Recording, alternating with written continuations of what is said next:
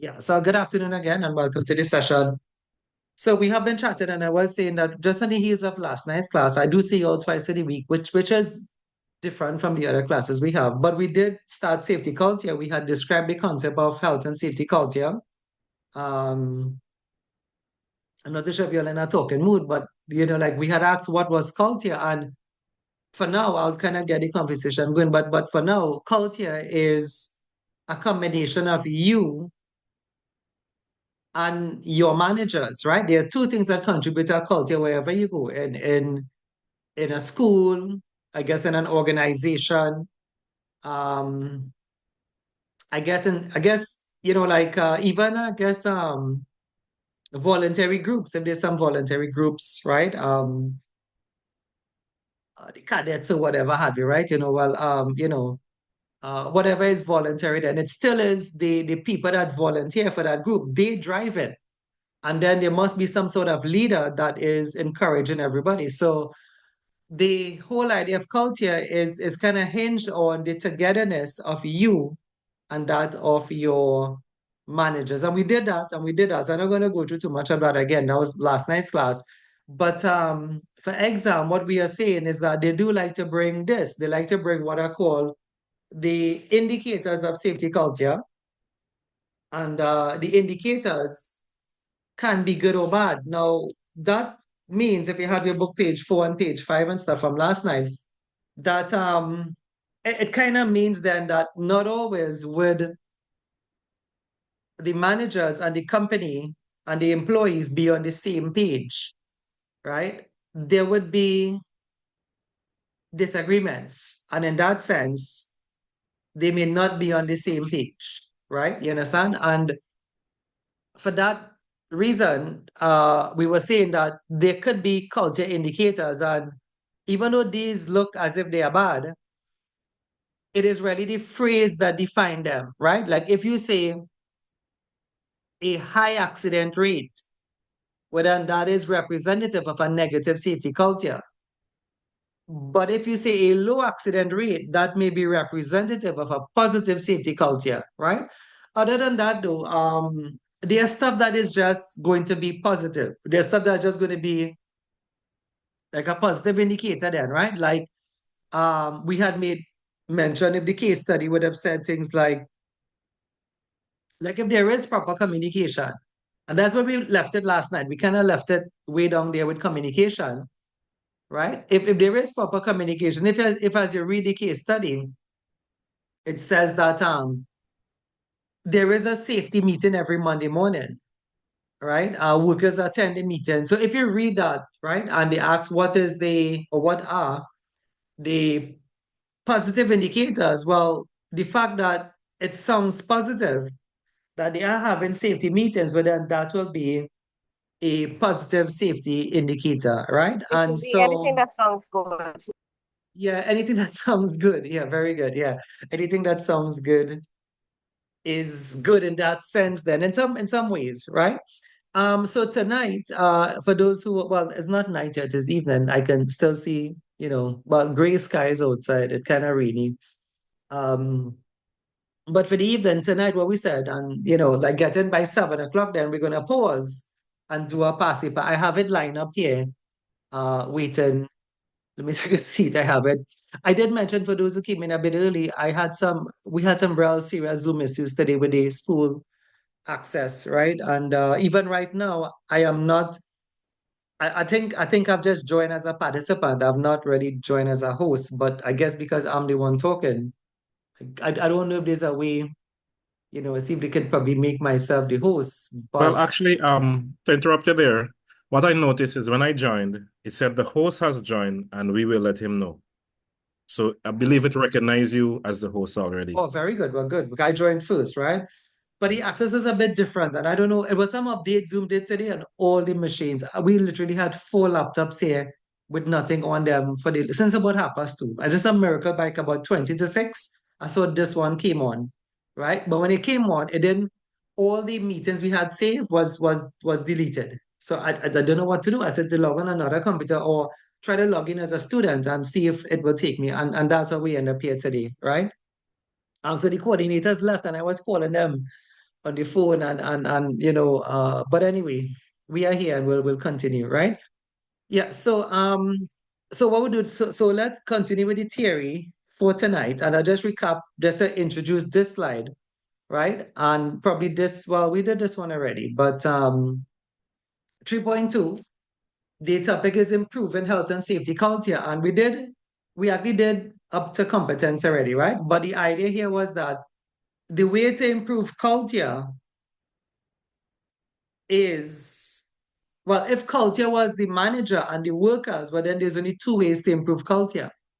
If culture was you, your attitude, your values, your perception, and that of the management, well, then there's only two ways to improve culture. You either improve the managers or you improve yourself. And that's what this slide was saying. If you look at the book, page 7, management, commitment, and leadership, like what could the managers do? Because if culture is twofold, well, then they should do something as well, right? And but we didn't read this from the book, so we could read it tonight.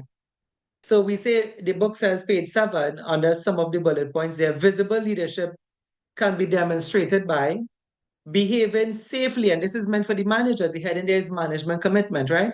Behaving safely and leading by example. Next one, involvement in the day-to-day management of health and safety.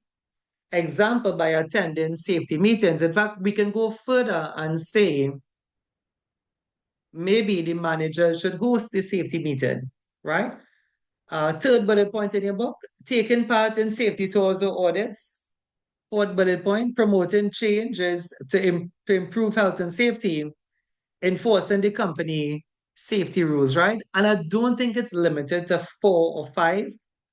I think the bigger picture is that the managers have to get involved, right? I think that's obvious, right? So the great thing about you all, I always say, I mean, the course comes with the book, right? We give you textbooks. I know around the world, they don't really give books too much, but Caribbean people, South American people, we tend to love our books. I like them too, as much as I don't read them. Oh, I don't have time to read them. That's the other thing. I buy books all the time. I think I showed you all one. I'm not too sure if I have one on my desk right here. Right now, it's being used as a phone. A phone. I think I showed you this one, didn't I? Right? I don't know if I showed you this one. Can't wait to get into this book. I haven't had a chance to open my page. The seal still is on it, right? This is one of the famous books that I've about it. Well, I just saw it on YouTube, right? Think and Grow Rich. I don't know if you all this is like they say one of the classic work, for the author. There's Napoleon Hill, but I buy books a lot and I don't get time to open them. So, but the thing though is that the course comes with a book, and the answers though are not always in your book. The answers is in you. Like if you understand, like it really is up to the managers. And you read a case study then, and the case study said something like, the workers requested a meeting with the manager, and the manager said they did not have the time. But then the question says, comment on the role of the manager. But you could say, in my opinion, I believe the managers are not leading by example. You could take the phrase on the book, and then you can say, this is seen in the case study where tonight, 7 o'clock, we'll get a chance to do that, right? You can say, this is seen where it was mentioned that like the managers said they did not have time for the worker. That's your exam. Your exam is a nice exam. It is a comprehension in that your source material remains the case study, right? So that's what I'm saying now. The answers is not only in the book. The answer really is in the case study and in you. Once you understand the concept that to improve culture, the managers have to do what they said they would do. One of my statements I think I have here is that, let me go back and see if I should, like managers should practice what they preach. I remember reading that for you last night. It's just where I have it though. Right? Look at here. Management should practice what they preach. But there's a whole set of stuff that falls into that. Like when you read a case study, if it says that the manager, said safety is your business. You should do the risk assessment. You should do the accident investigation. I'm actually remembering past papers when I say things like that, right? So when you read that, it should tell you, like, in your opinion, you should say, in your opinion, the manager is not effective because they should also support the accident investigation team. They should not have said, that is not my business. That's what the papers have said. Anyway, let's see if we can reach up to that, right? So we did all of this. I just doing over this from yesterday. We did this, and then we got to competence. So you can turn the pages over to the book is page 8. And with competence, the idea here now is that if culture was twofold, one of them being the manager, and the other part of that was the worker. So the worker now have to be competent, right? And we defined competence last night. Not for exam. We spent about 5 minutes on this, talking about what makes up competence. But the idea was that if the worker was somewhat, not doing the right thing, the company could try to influence them by proper communication. So this here, good communication was seen as a means of improving the worker then, right? So there are two ways to improve culture, the manager and the worker.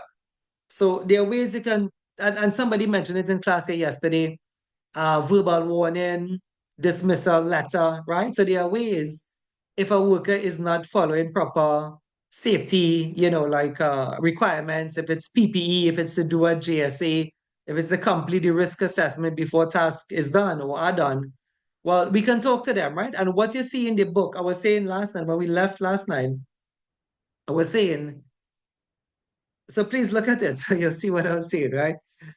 So I was saying that what the book did it like if it was social studies, but this is not social studies, right? Like the book went down the line and the syllabus went down the line of advantages and disadvantages, benefits and limitations of verbal communication, watch it in your book, benefits and limitations of written communication, right? And then benefits and limitations of graphic communication, advantages and disadvantages then, but it doesn't come like that for the exam, right?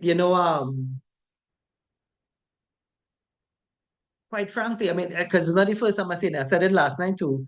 There have been no questions like this. There have been no questions that ask you what are the benefits and limitations. So if it come, again, remember my fake predictions, because I'm not Nostradamus, right? It's just based on past papers, but it doesn't mean it wouldn't come, right? But in the history of the open book exam, there have been no questions saying to you, give 5 benefits and 5 limitations of verbal communication. I would love for that to come because look at right in the book, right? So I would love for that to come, but it doesn't come like that, right? So because of that, what I was saying, we can just look at maybe verbal written graphic briefly because the question doesn't come like that. And again, if it does come, look it in the book. You can just open the book and get it done, right? So how it does come though is like what I was saying is like in the case study, they will say the manager is irritable and then they ask you to comment, right? Or they may say like there was an elderly worker that didn't understand, right? The verbal instruction or probably couldn't read. In fact, what I've seen, I don't know if you're all taking notes, I've seen they have mentioned, I'm trying to use the proper terms. I've seen they have mentioned migrants. Yeah, migrants. The last exam paper, the June paper had migrants in it, migrant workers whose language was not English. So then, but they were working in like a retail store. So how could you get onto them? Perhaps maybe a video would have been better. Graphic communication could have shown them. There are lots of videos you can see putting on a safety glasses. Like you don't want to be told, but the video shows something, like broken off and some bit fly. It flew in the air then and stuck in the safety glasses. But if it wasn't for the glasses, the person's eyes would have been busted. So you don't need to talk English or Spanish or French or Dutch to know the importance of a safety glasses. So there are different ways then, and this is what this is all about. This is all about, this was not about social studies. This was about improving health and safety culture. If you look at page 8, page 9, the heading on top is still improving health and safety culture. Even though the book went down the pathway of, like social studies, benefits and limitations, if you look at the heading is still improving health and safety culture. So because of that, let's look at it in the book briefly, because I don't Sorry think for it's going to come like interrupting. this. Yeah. See again? Sorry for interrupting. Because at the last page, well, what was the exact question on migrants? No, it wasn't a question on migrants. As I was saying, the case study just had like the people in the case study was workers and migrants.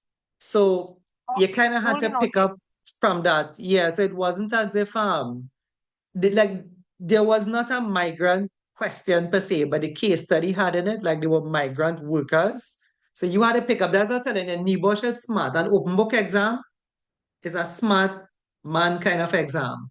Says, I guess, right? So like you had to pick up, like if you see migrant workers, well, you know, okay, they're going to have communication issues, right? And then if they ask you to comment on the management, like how did the manager handle these migrant workers, right? And if the case study said, but they were not English speaking, but then you could have said, like in my opinion, the manager did not properly communicate. So the point is communication, right? Well with the migrant workers because he was not Spanish speaking.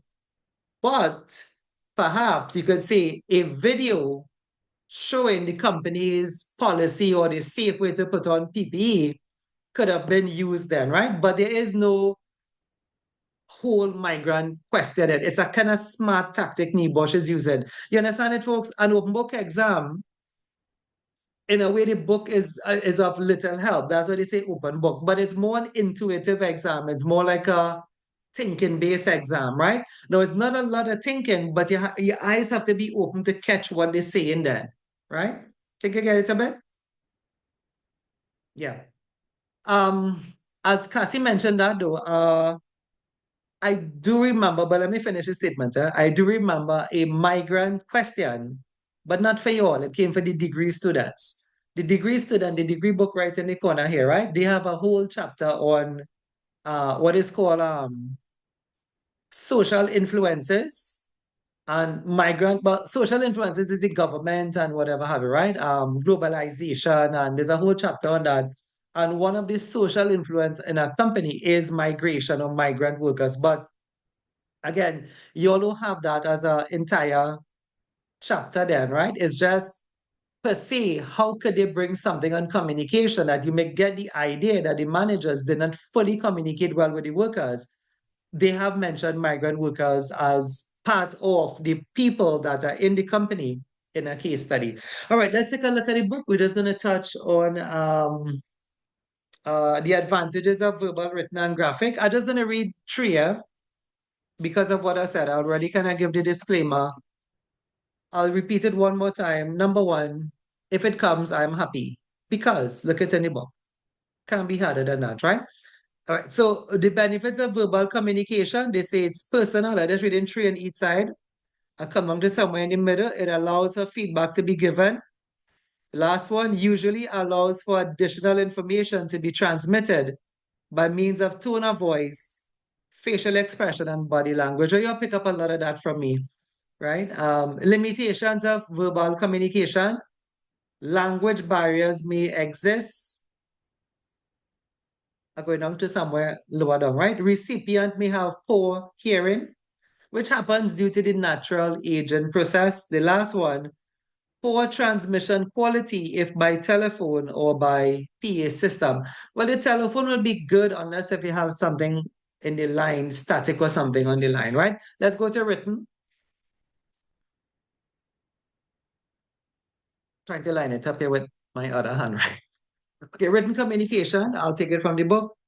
Page 9, they say written communication uses the written word, example report, memo, email, notice, company handbook, policy document, operating instructions, risk assessment, minutes of the meeting.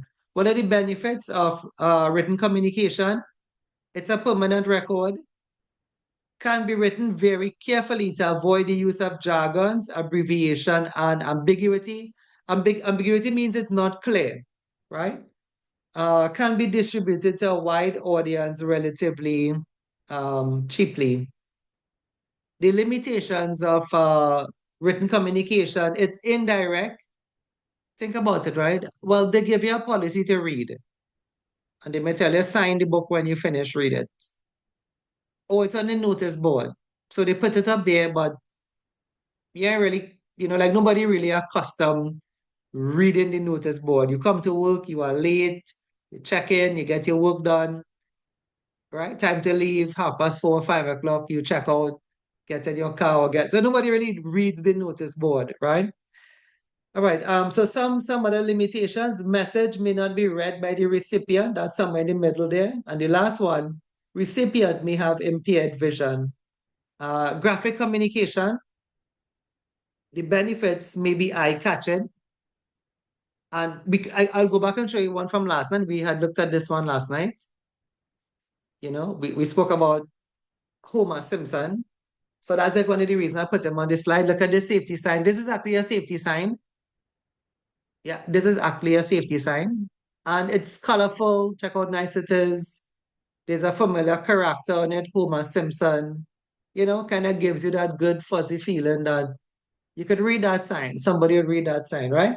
So you know, those are some of the benefits then of graphic communication. Maybe eye-catching, it may be jargon-free, right? It conveys a message to a wide audience. I think even if you are from a different country, look, we are from Trinidad. The creators of The Simpsons may not even have visited Trinidad. They may have visited Guyana. A lot of people are going Guyana. A lot of people are afraid of Trinidad, right? But what I say now is like wherever you go, Guyana, Trinidad, Barbados, Grenada, Suriname, Montserrat, everybody know Homer Simpson, right? So the use of a proper character can be eye-catching. And especially if like this one has a lot of words on it, but it have those that would just show like maybe somebody with a glasses or, you know, something stuck in the glasses and it saved them. So the message could actually be, you know, given to people of different backgrounds and different language per se then, right? Limitations of graphic communication can only convey simple messages.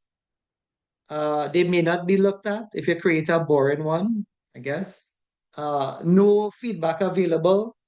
Recipient may have impaired vision, right? So I'll leave it there because I said, again, I would be so happy if one of this come for you, but none of it ever comes, right? This whole thing about how it's laid out in your textbook, that verbal, written, graphic, it doesn't come like that, right? I was saying last night, even when I ended, what is more important than this is the concept. So what's the concept? The concept was you could actually influence a worker because this was under the heading of improving culture.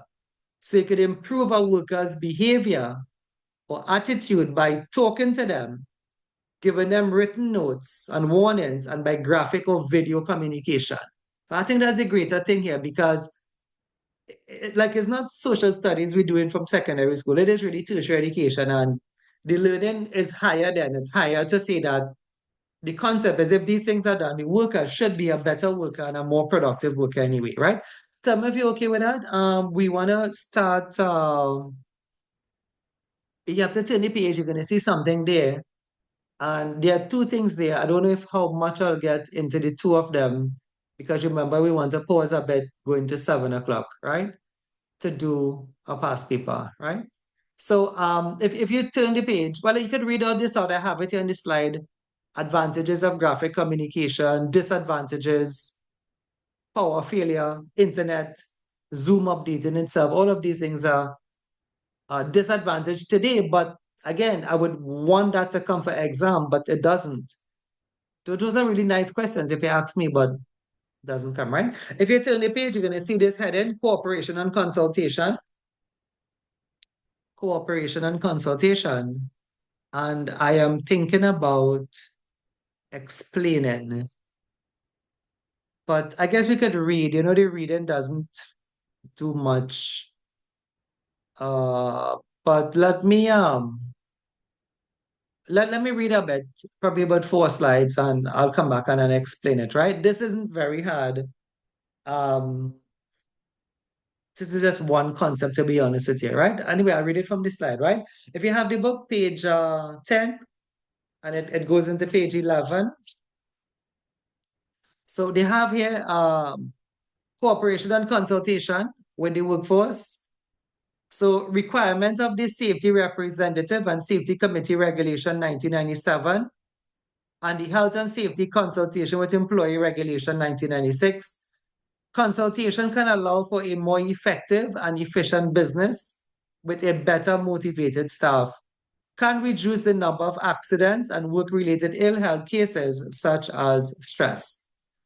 Cooperation and consultation with the workforce. Employers must consult their workforce on a range of health and safety issues such as any circumstances that may negatively affect their health and safety, such as a change to a work procedure or process substance, change to an existing risk level, introduction to a new technology, any arrangement to use competent or specialist persons. Cooperation and consultation with the workforce. They have made mention of contractors here, right? So employers must consult, it's a legal requirement under the HSW Act Section 3, with contractors on matters of health and safety, such as on-site safety rules and legal standards that the company must adhere to. The employers must consult with contractors on supervision, such as the requirement for contractors to monitor their own subcontracted workers, right? Same heading, cooperation and consultation with the workforce, contractors being the subject matter here. Subcontractors, such that the main contractor in the UK, that person is called the principal contractor, does not use any subcontractors without the written agreement from the employer / organization. What must they consult on again? Authorization to ensure that employees of the main contractor carry an authorization card while in the course of their job. Well, I don't know how popular that is in Guyana, but it is, well, it's really like a law in England, and we have something very similar in Trinidad, right? Let me just try to explain that long story short. So in the UK, there's actually a law for construction that is not mentioned here. So I wouldn't mention it either, but there's a law for construction. My Right. apologies for cutting in, but is this something that comes for exam? I'm not sure. Contractors themselves, Has it come prior? there have been one or two contractor questions, but probably not like this. If you give me a chance, if I finish up, if I could turn this page, well, which we are reaches yet.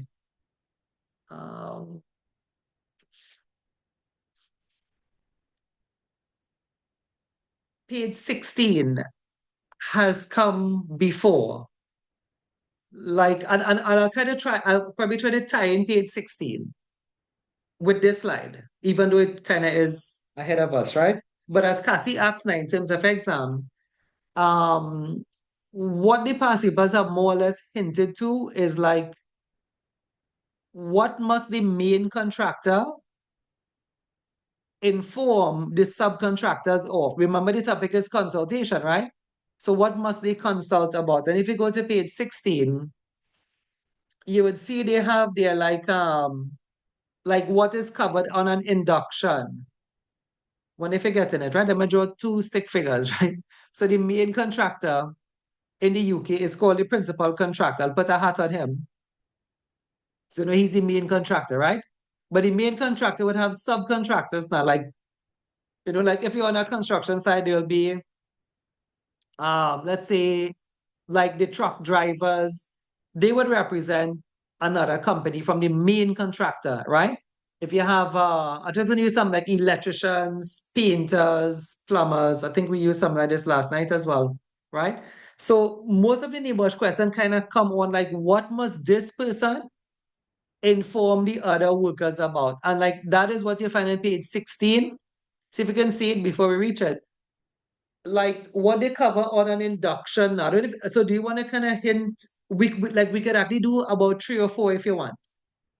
So I'll give it a start. Like, what does the main contractor tell the subcontractors? I would say he would have to tell them about, well, what's the HSE policy of the company, right? So you can say the HSE policy of this company is, we at Exxon would have no accidents today, right? So the main contractor may inform the subcontractors of the HSE policy. I'll do another one and I'll leave 2 for you to give me the answer, right? So I'll just give you a start.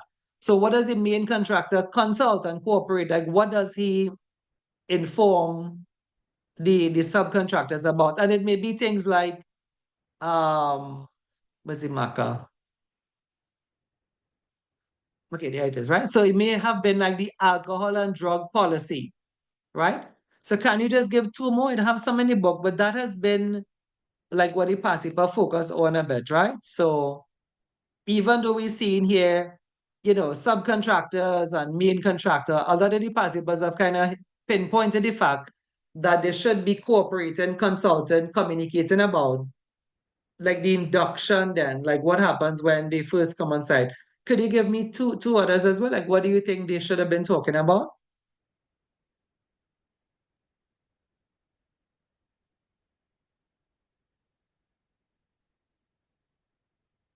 Anyone?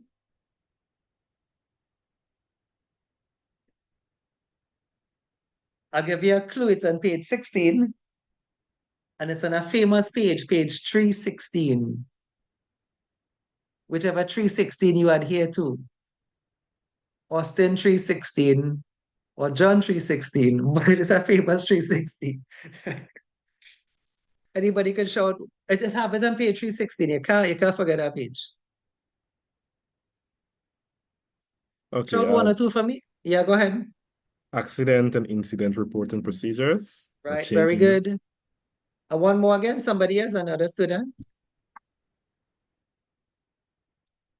Sorry, sir, I didn't hear the question. I was distracted. My bad.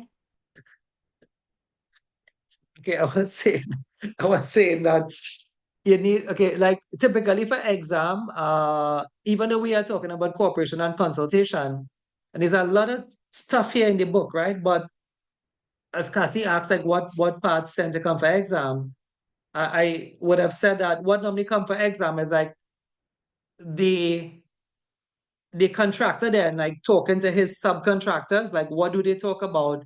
That is referred to as an induction program. So like what do you think the contractor should talk to the workers about or the subcontractors about?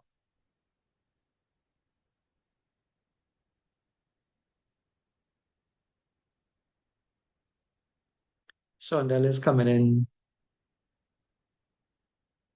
Anybody? And we were saying the Or they answers work are diligently and specifically with a specific time. yes, okay, okay. But well, sorry to go off track, right? I mean, I'm gonna go off track, but like when you are a safety in a company, you have to do this and you have to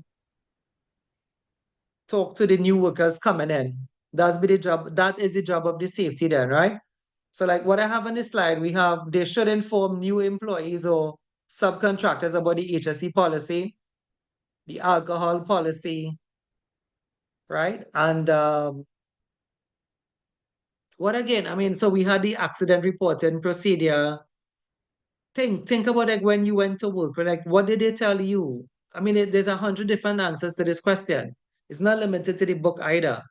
Like, would they have told you about the uniform you're supposed to wear or the coverall? Would they have told you about things like the PPE requirement? That's a basic one, right? So like if you're in a construction site, the main contractor would obviously tell the workers about what PPE, right? So you need to have one hard hat before you come to the site, right? I told you when I was there last month, I went to Gisby today. Now again, part of this is confidential, right? So I'm gonna say more than that. But I went to Gisby and I'll be back. I'll be back at Gisby, so you all should know what happened there. And like to go to Gisby, they sent me an orientation the day before. I think I had to do the orientation 12 hours before, right? And part of it was that you had to have proper PPE. I didn't come with any PPE. So I had to let them know I didn't have any PPE and they had to provide PPE for me. And the boots they provided was very uncomfortable. It actually damaged my foot. I still have, I don't know if it healed up, right? But I actually took out my shoes. I still have, yeah, the mark is still there, but it healed up nice though, right? And I just walk in the compound, the boots was uncomfortable, but I was a guest and I didn't have PPE. So, I mean, even though the shoe size was correct, was 10, but I guess it was an uncomfortable shoe and it did sort of damage my skin a bit, right? Yeah, that does happen, right? So what I'm saying is like things like that, the PP requirement, right? And even that, like a complaint, of course, if I was an employee, a complaint about it, they should have covered that a complaint policy should have been laid down where, like an employee who was given an employee and not a guest, an employee could actually raise the concern and say, well, I think the shoes, even though it's correct, the fit of it is off though. And this would be more for employees anyway, right? And so what again? So could you give me one? I have given another one. I've said PP. What do you think should the contractors and the workers talk about? PP, alcohol policy, HSE policy. We had accident procedure from Delano, so I'll put that here. The accident investigation, accident reporting procedure. What again do you think they should talk about? One more. Emergency evacuation. Oh, that's a very good one, right? So even if I was a guest, but for an employee, then like where is the emergency procedure? Well, where does the emergency procedure take you then? Like where's your muster point, right? What do you do in the event of this alarm being sounded, right? Please take them down. So this is more like what the question may come like. However, um, up emergence, right? So basically emergency, right? But let's go back to the theory a bit. We have 20 minutes with it, right? So for Cassie, like I said, we still have to scrape the theory then, right? That's the NEBOSH course. Even though not every line comes to exam, we still have to kind of cover like the learning then and then tie in the question. The only thing here, we tie in the question first and we're going back to the learning now, right? So if we can go back to that page that we were on, cooperation and consultation, but we know what the consultant was. I did the question so you have a clearer picture now. So when we read it, you know that it's nothing vague. These people are cooperating. These people are consulting. And look at what they are Which page are you consulting speaking about on. that cooperation and consultation is on? Say again? Which page is cooperation and consultation on? Page 10. Page So you 10. can go Okay. back to 10. Yeah. We went forward to see what they were cooperating and talking about, which was the induction, right? But cooperation and consultation started on page 10. Take a look, see if you find it, let me know. Check out page 11 as well, because it goes into page 12 as well too. I'm taking it off, right? I'm taking off what I have here. If you miss any of these, they're on page 316. I say you can't really forget that page, right? That's a good page. That's a good marker anyway. All right, let's move on. I'm going back to, I guess I'll have to go back at my slides too, right? Which means I have to take off my marker.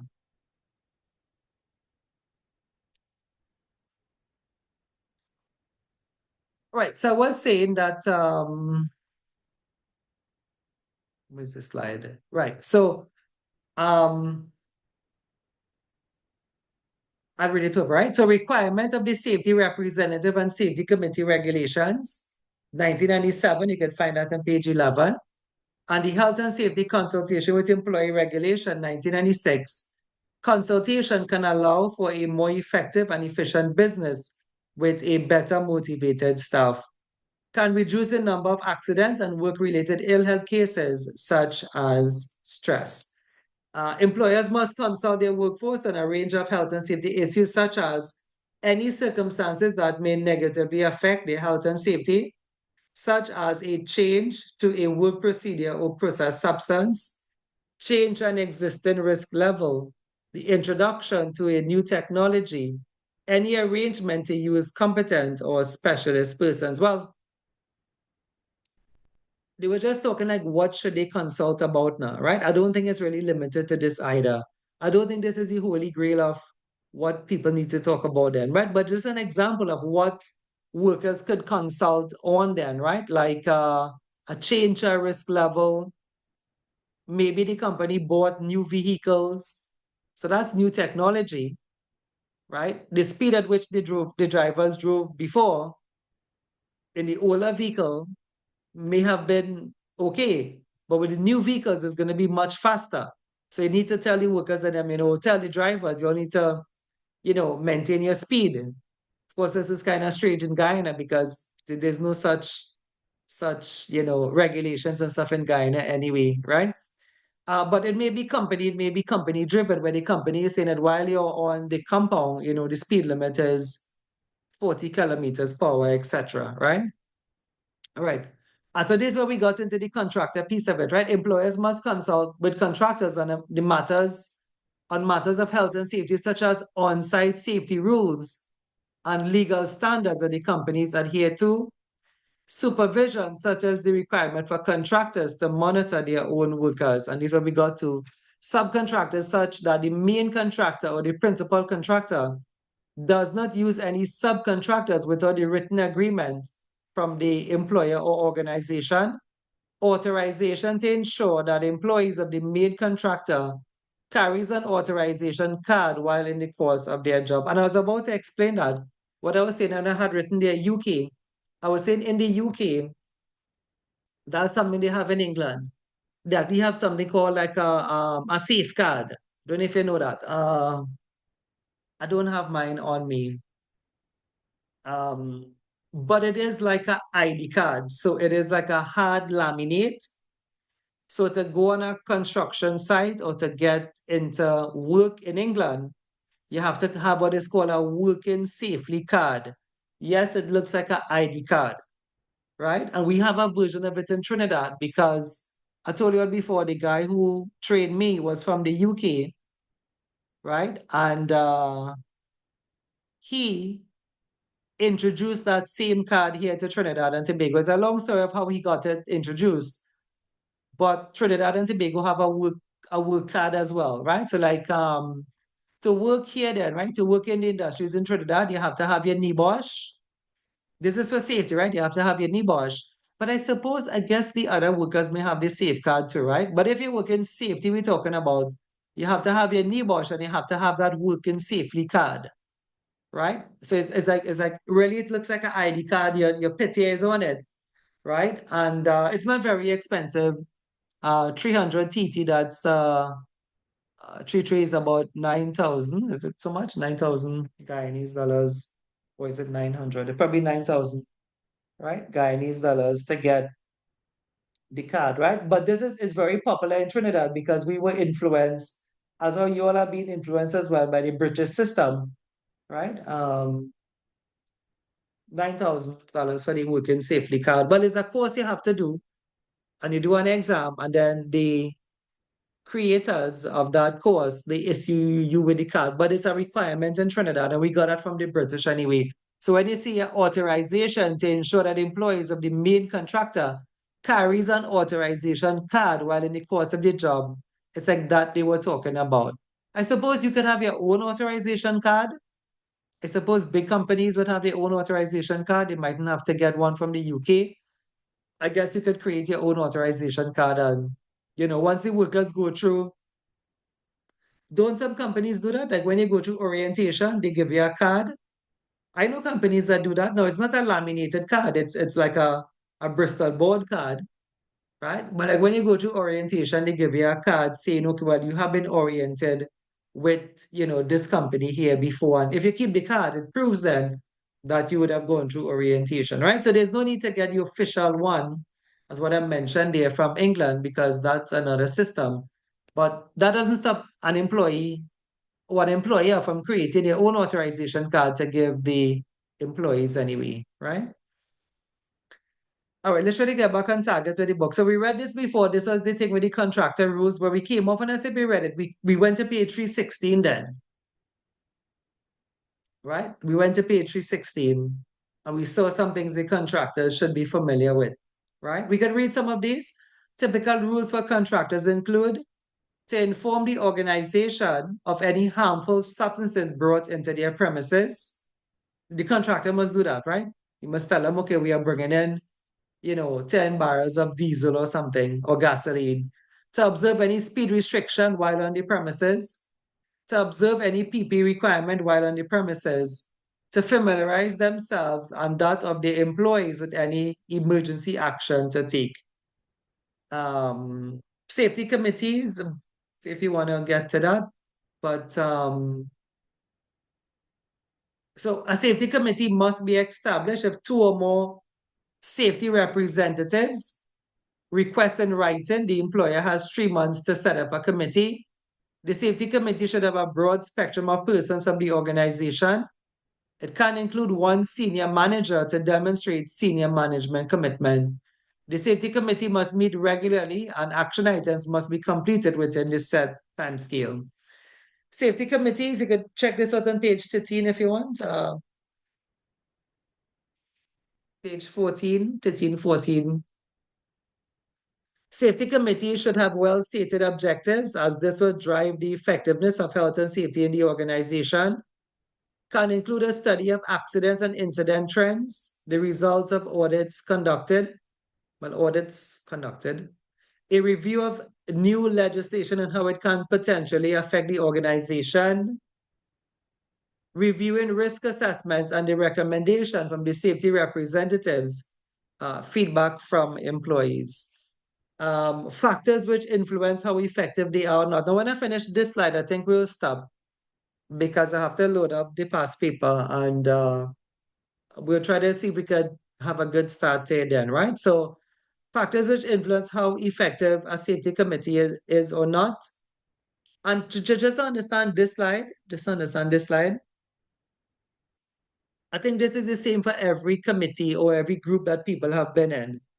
Like if you're in a group, if you're planning a function, you're planning a wedding, you're planning, a birthday, a barbecue, something like that. Certain things will make that group effective, and then certain things will make it not effective. If you're in a church, temple, mosque, right? School, even if you were being back in high school, right? Whenever they had events then, right? The committee, whoever is part of that planning, they will be effective. And the same for safety. But then sometimes they're not effective, right? And this is what this slide is saying, right? So if the committee has poorly stated objectives and unrealistic targets, that will make them ineffective. If there is poor chairmanship means, I don't know, but this is kind of, if you think about it, right? Poor chairmanship is like what I mentioned yesterday. I mentioned last night then, like when there was a case study that said a safety meeting was going on, a safety meeting started, and an employee asked for snacks. Now, from what I told you all, the past paper went on to say that the safety left the meeting and went for the snacks. Now, that to me is poor chairmanship, right? What could make a committee ineffective again? Inconsistent meetings and participants, lack of resources, management commitment to fulfill its goals, deviating from the set agenda, a low number of action of items being completed, you have an inconsistent or a lack of a proper meeting room. All of these would make a safety committee or any committee ineffective. Think about it a bit, right? Think about that, church meeting or that, family meeting that you have been asked to plan something, right? And the participants, your cousins or whoever it is, I'm just making this up, right? Your cousins are not there, or the different members of the church group or the temple or the mosques, those who showed up last month or yesterday or last week is different to those who show up this week. So all the work you do last week with them, planning, you have to come back and do it all over again because it's different people. The same thing happened for safety meetings, right? If you have one meeting 1 month and the next month different people show up, well, you can't go forward. You just have to keep repeating yourself. 3 months like that. The next month, they have a next batch of workers again. But you wanted to do something in your meeting, you wanted to go forward, but it's new participants again. So you have to go back, and in 3 months, you're saying the same thing, right? This one here, deviating from the agenda, is also one. Right? Deviated from the agenda is a result of poor chairmanship. Right? Like how I tell you at 7 o'clock, we had to stop and start. So we have to start. Doesn't matter. Right? We have to stop. Right? And that's the thing about like in some meetings, somebody may raise a point, but the point then takes precedent over the rest of the meeting. But you can't do that. If the person is upset, fine, they may be upset, but you have to stick to your agenda. Whenever you deviate from an agenda, the people who are in your meetings, think about a meeting, right? The people who are in your meeting get the idea that you can't control the meeting, right? So I'm talking from a safety perspective, like, you may have to tell the person, I'll talk to you personally after, and you do talk to them afterwards, right? Don't just say it, but stick to your agenda. The person who sticks to the agenda, right? And a good safety meeting is one that is timed. 10 minutes, 10 minutes, 20 minutes, done. The person who does that gains the respect of the rest of the workforce, right? But a lot of times I've seen meetings being conducted. I remember being in one, I'll share one to close this off here, where the whole meeting they spoke about who left food in the fridge or the refrigerator, which is actually a big concern for some companies. But the whole meeting cannot be talking about who left food in the refrigerator, especially if you don't even know. I mean, like nobody goes into that utensil then because it belongs to somebody. But who left it there for the last month has been the subject of many safety meetings where a lot of time has been wasted. And all they talk about is who left food in the refrigerator, right? Folks, I'll stop it there. Let's get into the paper. I'm hoping that I can share it because, yes, I see it, right? So, before Zoom updated itself today, I had more than one paper up, but I guess one will suffice, right? If we finish and we want to look at another one, fine, right? So I would have to probably move our faces around a bit.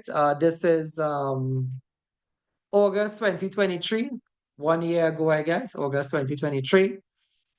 So I don't know if you all are up. I don't know if you all are wrong writing paper. I know some of you all have, you have kids and whatever, but like you could try to pay attention to the technique, right? Like what I tell you all the time. Passing this exam is not about studies. It's not, because it's an open book exam, right? In addition to it being open book, it's like a comprehension, right? So passing the exam is about technique. So tonight I'm going to show you all some technique as well, right? I may have done some of this before. It really doesn't change. It's just me. I have been teaching the same technique. I may amend them from time to time, right? So one of my technique is to look at the questions first, right? So when you get a paper, I can read this for you all. We read this just now, right? Because I mean, you're kind of new to it still, right? But I look at the questions first. So there's a case study, no doubt about that. The case study is not 10 pages. It is just 2 pages. Your CXC English paper was longer than this, right? CXC English paper had a paper 1 and a paper 2. The paper 1 was longer than this. Yeah. Do you remember that? CXC English had some very long comprehensions. 4 or 5 pages, still reading one comprehension, right? But not NIBOSH. NIBOSH is just 2 pages. It's easy to catch up, right? So that's 1 page went here, 1 page. This is the second page. See it? And that's the end of it right here, right? So we look at the questions. This is, watch it, commenting on WWP approach to selecting contractors. We just do that. We just spoke about that. Now, the answer for this, let's read it again. Commenting on WWP's approach to selecting contractors. Let's read the question. Comment on WWP's inadequate approach. They actually tell you what it was. They didn't say it was good. To selecting contractors for the monkey enclosure construction. So when I read that, right? Obviously, folks, the book don't have that. The book have nothing about, like wild animal enclosures, right? The book doesn't have that. And then if it had, right, they say comment on this company, inadequate approach. Now, where am I going to get that? I'm getting it from the passage here. And as I tell you, I don't know if you're all picking up the technique. You see, you all are good at picking up techniques. How I know that? Because Guyana students just give us 100% passes. Right? So I'm not saying things that, and more than once, more than twice. The other thing is that you all are good at cricket. So, and cricket is a game of technique, right? So once you pick up the technique, the book, Google, it's not going to help you. You have to help you. The answer's right in the passage, right? Let's see again. Yeah, go ahead, If you don't sorry. mind, as we're going through the past paper, task 1 that is asking a search answer. Can we go through the passage as a class and find the answer? Yes, yeah. So that's what we're going to do now. However, I didn't decide on a question as yet. I just read number one, but I don't know if I'll give you number one. I wanted to give you what we did. Watch how much questions here, folks, on chapter 3. Y'all watching this? Comment on the negative leadership at WWP. Isn't that 3.2? But watch how easy. You just had to go in the passage and get 11 negative things that the leaders did. Watch number 3. That was Pierre from last night. I remember that, the influence of peers. You remember, so you're taking me on serious. You know, when I say 3.1 was the most important one of them all. Watch question 4, determining the positive indicators of health and safety. So we had to pick one question to do because it's about half an hour we have, right? So you all help me pick it. Is either going to be number 1? It don't make a difference to me. Number 2, number 3, number 4. I like number 4, but that's because the reason why I like number 4 is not because of me, you know. I like number 4 because that is, remember, positive indicators and negative indicators. That question has always come. It's either they give you positive or they give you negative. That is always going to come, right? Peers is not always there on every paper. Leadership is always there. Something about management is always there. There's always a management question, right? But by doing 3.1 and 3.2, we could have done 4 questions here already. Watch the kind of marks. 10 and 8. Sorry, 18 and 10, right? And 11. So you're almost passing. Anybody remember what is the pass mark? What's the pass mark for this course? This is 28 and 10, like 38, like 39 marks here, right? Let's go back to number 1. Whoosh. So by 4 questions, folks, what is the pass mark for this course? 100? 500? 600? Where's the pass mark for this course? Anybody? I don't remember. I wrote it down, but I don't remember it. Anybody else? Shondell, Tanisha, anybody remember the pass mark? No, forget. Sir, I'm thinking Folks, 45. I don't know why. how much you thinking? How much you thinking? I don't know. 45 is coming to mind, but I don't know Yeah, why. 45. You're correct. You're correct. You're correct. You're right. 45 is the pass mark. So that's what I said earlier, right, folks? Right? I just had, remember, I told you all we have to do a closing interview. I had 2 today. Right? And one of the guys, Videsh, right? I mean, I don't know, man. Let's call him. So Videsh said he did the one for the big marks first, right? One of the questions is asked is like, what was the approach to the paper then? Like, which one you did first, right? And a lot of people, so you could just do these 4 questions and pass, right? But they talk about these 7 questions on the paper. It's all about technique. It's not about studies. I remember that. If I don't forget everything I teach earlier, to pass this course is about technique, right? To win a game of cricket is about technique too. You don't have to study to play cricket, you know. You could study to play, but studying wouldn't help you when you're playing. Correct me if I'm wrong, right? You could study to play cricket, you know. You could go to college and have a master's degree in cricket. But if you're playing crap on the field, you'll lose, right? So you could read this whole book and study this whole book, you know. The day for the exam, if you have a bad technique, you wouldn't pass the exam. But the good news is if you catch the technique is the answers right here. Folks, quickly, right? It's 1 minute past 7. Just let's decide on a question now. Which one? Number 1, number 2, number 3, number 4. Sir, You you pick can do the one. one you wanted to do. Or if I not, the could, but I one want that you all was to choose. 11 points. Yeah, but I The want you all to choose. 11.4. Okay, so do we have a second? That somebody's Number second number 4. 4, or do you want to do another one? This is just to get you in the habit of choosing your question. Like you don't have to start with number 1. You could start at the one you happy with. Because it's all about, it's like you're playing cricket, right? Trinidad batter ready. And they have 45. So for a little winner, they get 46. But however you make the 46 then, however you make it, you can make it with number 2, number 8, however you make it, you make it. But to make it, you have to beat 45. The 45 is the pass mark. They laugh, Sir, we're laughing. time going, eh? You wasting time right now. I don't wasting time. I asked you all Number what four. is the question to choose. One person say number 4.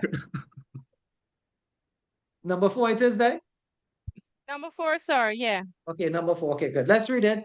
So when you decide on the question you want to do, folks, you get a pencil, right? And you start reading from the top. I using the digital one, but I'm just showing you all now, right? You're reading from the top. Determining positive indicators of health and safety culture, right? What are the positive indicators of health and safety culture, WPP? Note, you should support your answers where applicable using relevant information from the scenario. Now, again, I know you're all interested in answers, but I'm interested in technique, right? What I told you all, I don't know if you remember this. One of the things I would do here, I will compose a line. Because you're typing, I'll compose a line. My line will be, in my opinion, I don't know if you're writing it down, right? In my opinion, the positive indicators of health and safety culture at WWP are, and I will copy that 18 times.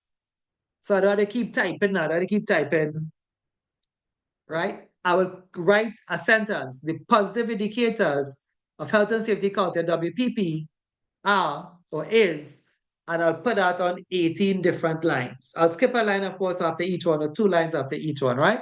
Let's go to the case study and see if we see them. And again, technique, people, technique, right? You would want to print your paper and you want to have a pencil in your hand or a highlighter, and you are like a fisherman or you are like a gold miner. That may be a better example for you all. And you are looking here to see what are the positive indicators. Now, you could read everything or you could scan through. I would read some and I'll scan through some based on the time, right? So the Wildlife Park, Wigmore Wildlife Park, WWP, is a tourist attraction celebrating its 50-year anniversary this summer. When it first opened, WWP consisted of a large mansion and gardens with a small number of animal enclosures. Since then, the WWP complex has expanded to be 5 times larger. WWP has a workforce of 200 permanent and 200 temporary workers and has 800,000 visitors per year. Now, that's a big place, man. That's 400 workers. That's a big establishment, right? Let's read down again, right? 45 years ago, that'd be 5 years after the open, right? A fire destroyed a monkey enclosure attached to the mansion. The ruined enclosure was demolished and replaced with a large cafe. To celebrate the anniversary, WWP began 3 months ago to convert parts of the cafe back to the monkey enclosure. During the construction work, 70% of the cafe area had been cordoned off. The rest of the cafe remains open. Now, folks, keep in mind what we're looking for, right? This is why I said that it's about technique, right? We're looking for I'll keep scrolling down because remember, you don't have the paper in front of you. We are looking for positive. We're not looking for negative. We're looking for 18 positive things, right? So this piece here, do you all see this as anything negative or positive? Anything negative or positive? If not, we can move on. The grounds manager hired a construction company called CPs, or CP for the work, after a friend recommended them. The general manager was impressed by CP's online portfolio. During a telephone call, CP confidentially assured the GM that they could complete the work. This was despite having never built an animal enclosure before. The GM was happy not to spend time searching for other potential contractors and hired CP immediately. Remember, we're looking for positive, right? The GM arranged for CP to conduct a risk assessment of the site before the construction began. CP told the GM to leave everything else to us, including the difficult health and safety stuff, which the GM readily agrees to. Next heading, the talks. Each morning, the CP construction workers gathered to discuss the plans for the day and possible improvements. Recently, a few WWP team leaders overheard these discussions and started similar talks with their teams. Within a month of these talks, accident rates reduce. The WWP teams involved in these talks now work less overtime and look happier. These teams enthusiastically recommended the new system and discussed it with other teams. Other team leaders who heard this became interested in trying this new system in their own teams. Now, most of the WWP team leaders start their day with a team talk. Tell me what's the positive thing here? Quick. You said you wanted to do it. They saw the meetings, which is a positive. The team meetings are beginning to prevent accidents and promote safety, and they incorporated it. Very good, right? So your answer would be, please remember, your answer must have well, how do you say this? Your response must have an answer, but then you must tie it in with the line, right? So then remember, I told you I would have constructed a line. I'll have to go back down and tell you what that line was if you didn't write it, but you have to say like a positive indicator at WWP would have been, and you can say that they would have had regular health and safety meetings first up. The very next line you say, there's only two things you need to do to pass, right? You just need to give the answer and tie in the line. Then you say, this is seen in the case study where it was mentioned, and you can quote this here. You can use direct quotation if you want to know, or you can say it back in your own words. It's up to you. Both is okay, right? So you can say this is seen in the case study where it was mentioned that each morning, the CP construction workers gather together to discuss the plans for the day. You put it in inverted commas, or you can say, this is seen in the case study where it was mentioned that the workers, you can say back in your own words, the workers of CP construction, they met every morning to discuss, possible improvements and health and safety plans. You can say back in your own words. Once you do that, that answer is done, and you go looking for a next one. Here the thing, it have a next one inside here. It have two answers here. It probably have three. I did mention it's about technique, and it's like mining for gold, right? There's another one there. Tell me if anybody see it. There's two answers here. I could see two. I could probably see three. The accident rates reduce. Accident rates reduce, right? So the next line again, because you type it already and you copy it and you paste it like me, right? Remember, I mean, it's 24 hours you have, but you have other things to do in your life, right? So the other thing is that,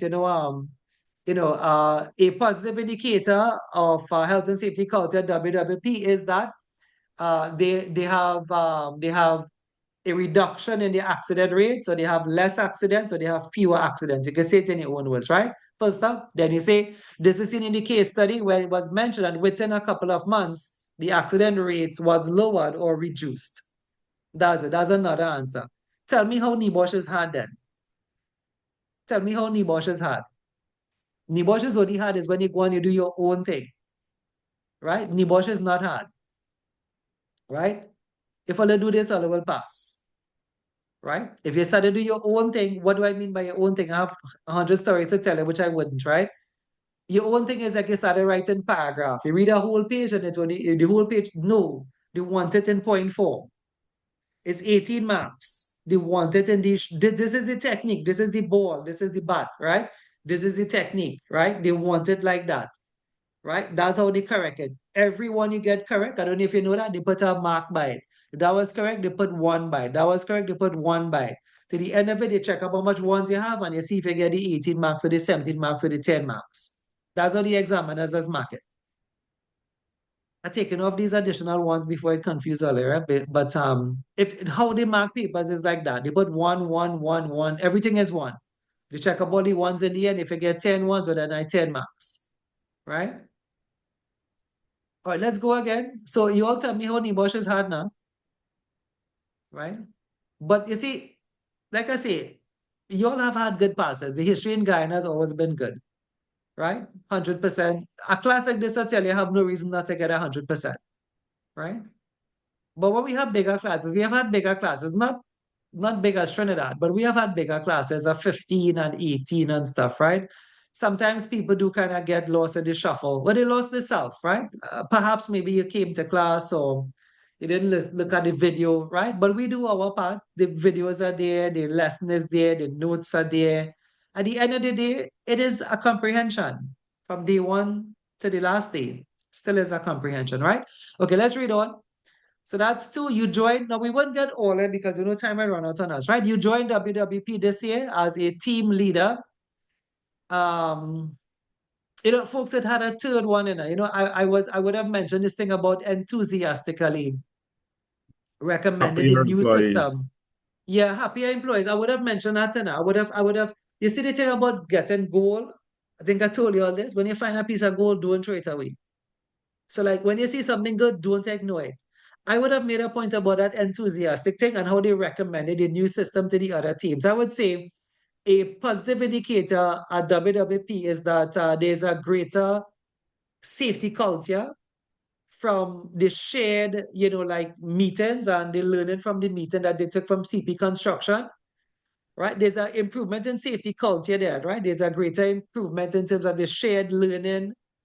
That's a nice way to say it because remember, they took that from CP's construction. The CP's workers were the one that were meeting. And the WWP people saw that and they decided to follow. But look how much things. They said they work less overtime. It have more answers here, folks. Right? But you can talk about, the one I chose was here that you can say the positive thing is that they adopted this new system and it has led to more enthusiastic and happy and contented workers, right? But it had other stuff here. Don't ignore the goal. When you find goal, even if it's a small piece, don't throw it away. Goal is goal, right? So, that's the idea. Anyway, we going on. I would say that passage had about 3 or 4 answers in it, right?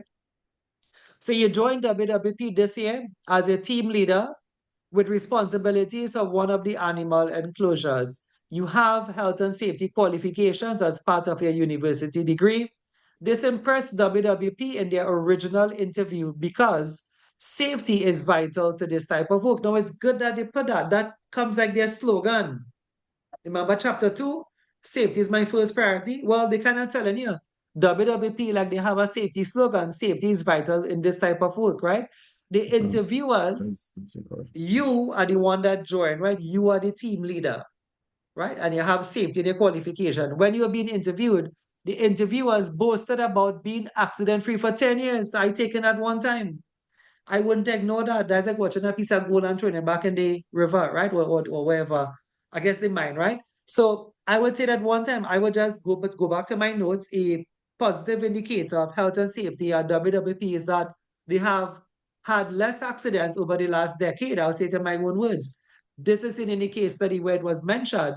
The interviewer boasted about being accident-free for the last 10 years. I mean, you can't say that in any way. Yeah. So put it further, right? It seems a bit contradictory there. Where they're saying they've been accident-free in the last 10 years. However, immediately after starting the morning talks, accidents rates reduced. That doesn't. Yeah, it's not for me to decide. I would. Okay, based on the question, the answer positive, I wouldn't morally question what I'm seeing here now. I would want to get my so, I hear you. yeah. No, you understand the point, right? The point is a lot of things people like the interviewers boast, and that's not really true. In reality, that is not true. They boasted the accident free, at the ground level, that's not true. But for the exam, it is true because you're just looking for the 10 positive things or the 11. How much marks this was? 18 or 17, like positive things. So I wouldn't debate it morally at that point in time. I would just take the answer because it's an exam I'm off to anyway. Yeah. It looked like Cassie get knocked off, right? Let me admit her back. Right. All right. They talked about this is the interviews. They talk about the chief executive, that's the CEO, meet all new workers at the thorough induction training. I taken that. Right? Folks, you understand? You don't have to go far to pass a NEBOSH exam, but you can go far when you pass a NEBOSH exam. Right? So I taken that. I taken this point here. I would say another positive indicator of health and safety culture at WWP is there is proper communication. There's proper cooperation. We could use today's words, right? Cooperation and consultation. There's proper cooperation consultation between the CEO and the workers. And then he said, this is seen where it was mentioned. The CEO meets with all new workers during the induction training, right? The interviewers proudly describe a range of worker health and safety benefits as well as specific health and safety training. I taken those two. I taken them as separate, right? I would say a positive indicator at WWP is that the workers seem to have good welfare and well-being support. I try to change up the words because remember there's something about plagiarism, so I try to interject some new words anyway. There's a scene where it was mentioned that it was mentioned to me or the team leader that WWP has good benefits or well-being benefits, right? And I will take this one here. Another, so somebody do this one for me, Nika. You all have me doing all. It shouldn't really be me doing all because I don't have no exam to write. I had an audit with NIBOSH and I got good marks on that. But I mean, good as good could get. So somebody do that one for me with trading. How would you say it as a sentence? Quick. It's 18 minutes past, well, quarter past. I'll read on, right? I'll read on, right? So you are also trying to incorporate the talks into your team daily schedule, but so far your team have been unwilling to participate. Well, we don't want that. Most of the team has worked together for 30 years and are called the gang by other workers. They are always quiet around you, so you want to use these talks to involve the team more. This way you can understand your team better and improve work activities.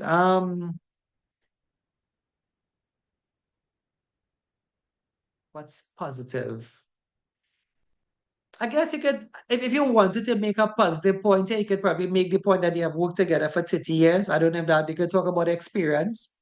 Not too sure if you want to twist that up. Yeah, you have to twist some of these things. And you have to open book exam like a comprehension, like a poem is reading between the lines. But if you don't want to, we could leave it and we could read on, right? So you eventually gather your team and explain the reason for these talks, then ask if anyone has any suggestions or issues. After a long silence, the youngest and least confident team member starts speaking.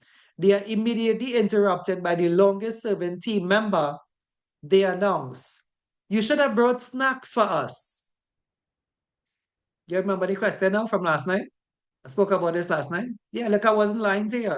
Whenever you see me stop to remember something, I stop to remember something. All right. Cassie get knockouts again. Let's try to help out, right? Yes, my apology. Please let me in. Yeah. Sorry. I guess we can see it here, right? So let's see what happened here, right? So they announced you should have brought snacks for us. Otherwise, this talks would just be a waste of time. The youngest team member who was interrupted looks away, while everyone else awkwardly nods in agreement. You explain why it is not a waste of time, but the team looks towards the longest serving team member who stubbornly remains silent. You sigh and tells the team to discuss ideas while you buy snacks from the WWP cafe. Okay, good. All right. Now, folks, remember we're looking for what's good. Do you all see any good things there?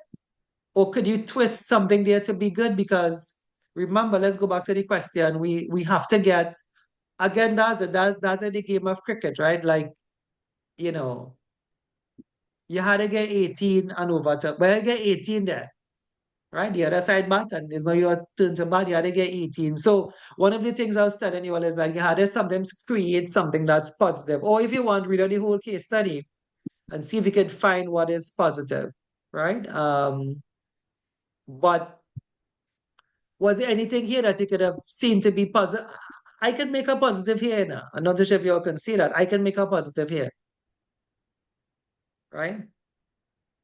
I can make two positives there. Here, one of them, right? The fact that we have a meeting is a positive. I can say a positive indicator, right, at WWP, right? Health and safety culture is that there was a meeting between the long-serving 30-year workers anyway, those who were there before, and the new team lead, right? So you're kind of improvising, and I don't know if you can get that, right? The fact that you had a meeting is something that's positive, right? So you already gather your team and explain the reason for these talks. You can just use that line right there. Folks, did you all see that one? It's kind of reading between the lines. The fact that you have a meeting is a positive thing. You eventually gather your team and explain the reason for these talks, right? So the fact that you have a meeting is something positive. What about the welfare? The guy that the person now is actually going to get the snacks.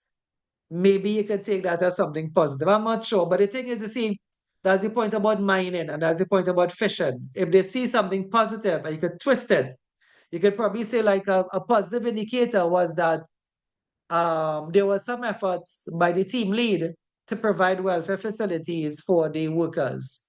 This is a scene where it was said, you buy snack food from the WWP cafe. So you take something negative, but you put a positive twist on it. Right? What y'all think?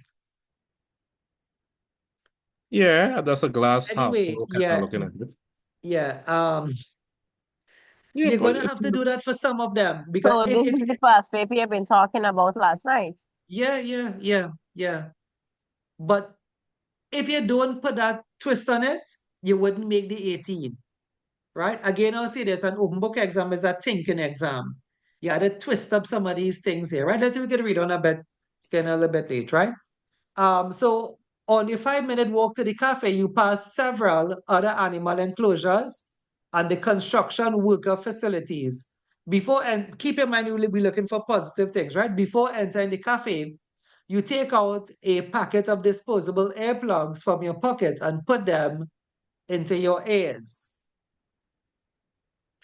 You started bringing the earplug to work with you when the construction began and always keep a pack on you. While walking across the cafe, your foot suddenly slips on the stone floor and you fall. But you grab a nearby table and avoid hitting the ground. Looking down at the floor, you discover dust and dirt trailing from the cafe toilets towards the emergency exit door. This door is being partially held open with a wedge of wood. Of course, we're looking for positive, huh? Following the trail, you open the emergency exit door wider to discover it leads to the mansion's main entrance hall, where visitors normally enter WWP. This hall gives access to the gift shop, information center, the ticket booths, and the temporary construction site entrance. If you can't twist it, we're going to have to leave it. A lot of these things did sound negative, right? The floor is dirty, it had wet, the person fall on, so I don't know. Specific paragraph has a lot of negative. Yeah, and that's strange, eh? You see how Nebo's trying to trick you? I wonder if you'll catch what they're trying to do. Here's the thing, right? Wouldn't it have been a better question if they asked what was the negative indicators? Yeah? Wouldn't it have been better if they asked If what they are the had asked what was the negative indicator, it would have been many. Yeah, many, but they asked why it's positive because they wanted to catch your tail. They want to set a difficult paper for you, right? They wanted to take your time and read and find these positive things. But it sounds as if it was all negative, but then how is the question positive? You cannot put negative for positive. You have to put positive for positive. So you have to find them or twist them, right? Let me tell you what a student did. Remember, this is last year paper. I have some students, when they did this, they took this to be positive. You may probably wonder what was positive there. They took the thing about the person using the earplug, they took that as positive, right? You see, before entering the cafe, you take out a packet of disposable earplugs from your pocket and put them in your ear. So they took that as a positive thing. A positive indicator then is that the worker, the team lead, was actually wearing PPE. You see it? Tell me if you see it now. They can twist this into a positive. I'll say it again. A positive indicator at WWP is that the team leader, which was actually you, was actually wearing PPE. He had easy access to earplugs then, right? And he could code the line. Because this is a scene where he takes out a packet of disposable earplugs and put them into his ears. You all see the catch with the NEBOSH exam? You had to have your head on. You have to have your head on, But what if right? he had, but what if he had the earplugs for himself, but didn't have extra to give others? Yes, but we're looking for 18, so we have to assume that that the company give him that. We had to assume that he got it from the company, right?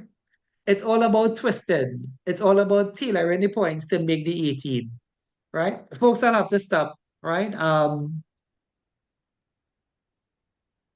I would again try In my to somebody. opinion, they try to X, Y, and Z to get answers, and when you're done, the answers are irrelevant in real life. It is, but it is an exam. Let me stop the recording here. So could I let me see if I could stop this was share. Yeah, today's gonna win because I'm not don't know if I'm okay, stop recording.